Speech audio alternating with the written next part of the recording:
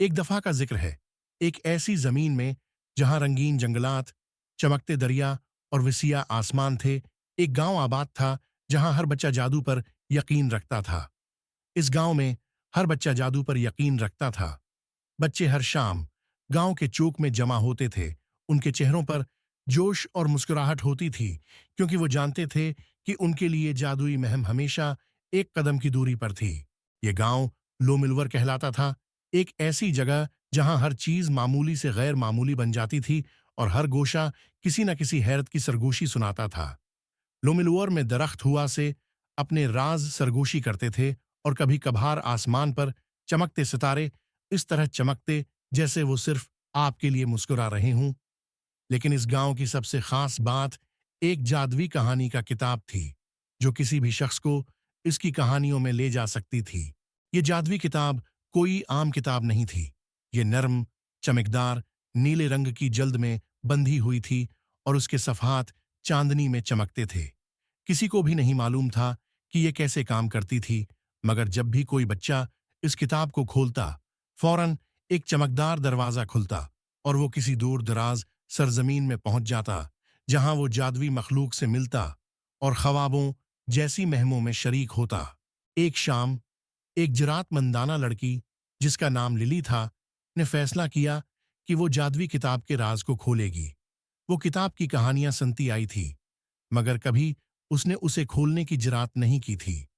उस रात जब पूरा गांव तारों की चादर में डूबा था, लिली आतिशदान के करीब बैठी थी और किताब इसकी गोद में रखी थी। गहरी सांस लेकर उसने किताब खोली। जैसे ही उसने सफ़ा पलटाया, कमरे में एक नरम चमक फैल गई, और उससे पहले कि वो कुछ समझ पाती, लिली खुद को एक वसीया जंगल के किनारे पर खड़ी पाती है। दरख्त बहुत बुलंद और कदीम थे। उनकी छाल सुनहरी रोशनी से चमक रही थी। ये सरगोशियों का जादुई जंगल था, एक ऐसा जगह जहां हर दरख्त की अपनी कहानी थी। लिली ने कदम आगे बढ़ाए और नरम तने पर रखे। जितना वो जंगल में गहराई तक गई, दरख्त उसकी तरफ झुककर अपनी टहनियां हिलाते, जैसे वो उसे कुछ बताने की कोशिश कर रहे हों। अचानक एक छोटा चमकता हुआ जानदार तेज रफ्तार से उसके पास से गुजर गया। ये एक हंसी डाबिग था, जो एक जादुई हशरात था और सितारों की तरह चमकता था। हेलो। हंसी डाबग ने मीठी आवाज में कहा। तुम इस जादुई जंगल में किस मकसद के लिए आई हो? लिली मुस्कुराकर बोली। मैं एक महम पर हूँ और कुछ जादुई चीजें तलाश कर रही हूँ। हंसी डाबग ने चमककर सर हिलाया। तुम सही जगह पर आई हो। मेरे पीछे आओ, मैं तुम्हें जंगल की अजीबो गरीब दुनिया दिखाता हूँ। लिली ने उस छोटे जानदार की पैरवी की, और वो रास्ते में ऐसे जानदारों से मिली जिनका उसने कभी तसव्वुर भी नहीं किया था। वो चांदनी लोमड़ के खानदान से मिली, जिनकी खाल सितारों की रोशनी की तरह चमक रही थी, और गाती हुई फूल से, जो हुआ के झोंकों में अपनी नर्म आवाज में गाने गाती थी। मगर जो चीज लिली को सबसे ज्यादा मुतासिर करती थी, वो जंगल के वसत में खड़ा एक कदीम दरख्त था, इल्म का दरख्त। हंसी डाबग उड़कर दरख्त की बड़ी टहनी पर बैठ गया। ये दरख्त जंगल का तमाम इल्म रखता है। अगर तुम ध्यान से सुनो तो वो अपने राज तुम्हें बता सकता है। लिली दरख्त के तने के करीब झुककर अपनी कानें इसकी छाल के साथ लगाकर सुनने लगी। पहले वो सिर्फ पत्तों की सरसराहट सुन पाती थी, मगर फिर एक नर्म आवाज इसके दिमाग में गूंजी। तुम्हारी तलाश क्या है, बच्ची? आवाज ने पूछा। लिली ने जवाब दिया। मैं एक जादुई महम पर हूँ। फिर तुम्हें अपने हौसले को आजमाना होगा। दरख्त ने कहा। तुम्हें क्रिस्टल गार तक जाना होगा और सतारे का पत्थर तलाश करना होगा। ये तुम्हें सबसे बड़े जादू तक ले जाएगा। लिली का दिल तेज धड़कने लगा। एक नई मुहिम शुरू होने वाली थी, और वो उसे शुरू करने के लिए तैयार थी। हंसी डाबक की रहनुमाई करते हुए लिली जंगल में सफर करती रही, चमकते दरिया अबूर करते हुए और सब्ज घास से ढके हुए पहाड़ों को चढ़ते हुए। कई घंटों बाद वो क्रिस्टल गार के दहाने पर पहुंच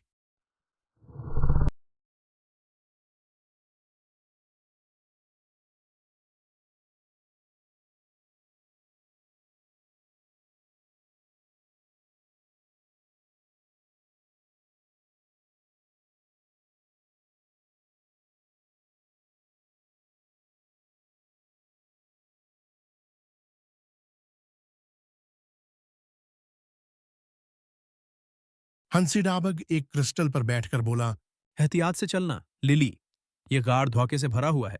सिर्फ वही लोग जो दिल से साफ हों रास्ता तलाश कर पाते हैं। लिली ने सिर हिलाया और गार के अंदर गहराई में कदम रखा। जैसे जैसे वो चलती गई, उसे अजीब, वो गरीब मंजर नजर आने लगे। आईने जो कुछ दिखा रहे थे, जो हकीकत में वहां नहीं था। रास्ते जो आते जाते लगते थे जैसे वो अपनी जगह बदल रहे हों। मगर लिली ने हौसला नहीं हारा। उसने जाना कि अज़्म और सब्र के साथ वो हर चीलिंग का सामना कर सकती है। आखिरकार एक तवील सफर के बाद लिली गार के मरकज तक पहुंच गई। वहां नरम चमकती हुई मूस की बस्तर पर सितारे का पत्थर पड़ा था। वो चमक रहा था और गार में गर्म रोशनी फैला रहा था। लिली ने एहतियात से पत्थर उठाया और जैसे ही उसके हाथों में आया, गार में रोशनी की एक हल्की सी लहर दौड़ गई और धोखे दूर हो गए। उसने अपना काम मुकम्मल कर लिया था। गार का जादू खुल चुका था। सितारे का पत्थर हाथ में पकड़े लिली वापस जंगल की तरफ रवाना हुई, जहां हंसिड़ाबग इसका इंतजार कर रहा था। जैसे ही उसने पत्थर देखा, वो खुशी से चमक उठा। तुमने कर दिखाया लिली। हंसिडाबग ने खुश होकर कहा। तुमने अपने हौसले और दिल की सफाई से ये काम मुकम्मल किया है। लिली मुस्कुराकर बोली, लेकिन अभी मेरी महम मुकम्मल नहीं हुई। मैं इल्म के दरख्त के पास जाकर पत्थर रखूंगी। जब वो इल्म के दरख्त के पास पहुंची, दरख्त ने उसे गर्मजोशी से सलाम किया। तुमने बेहतरीन काम किया है नौजवान महमजो। उसने कहा। अब सितारे के पत्थर को दरख्त के दिल में रखो। लिली ने उसकी हदायत पर अमल किया और पत्थर को दरख्त की टहनी में रखी। जैसे ही पत्थर ने दरख्त को छुआ, एकदम चमक उठी और पूरे माहौल में तवानाई की लहर दौड़ गई। इल्म के दरख्त ने दोबारा बोलना शुरू किया। तुमने जादू को दोबारा जिंदा किया है। जंगल के जानदार खुशहाल रहेंगे और ये जमीन हमेशा हमवार रहेगी। मगर सबसे अहम बात, तुमने अपने अंदर का जादू दरियाफत किया है। तुम एक सच्चे महम जो हो लिली, और हमेशा हौसले के साथ किसी भी चैलेंज का सामना कर सकोगी।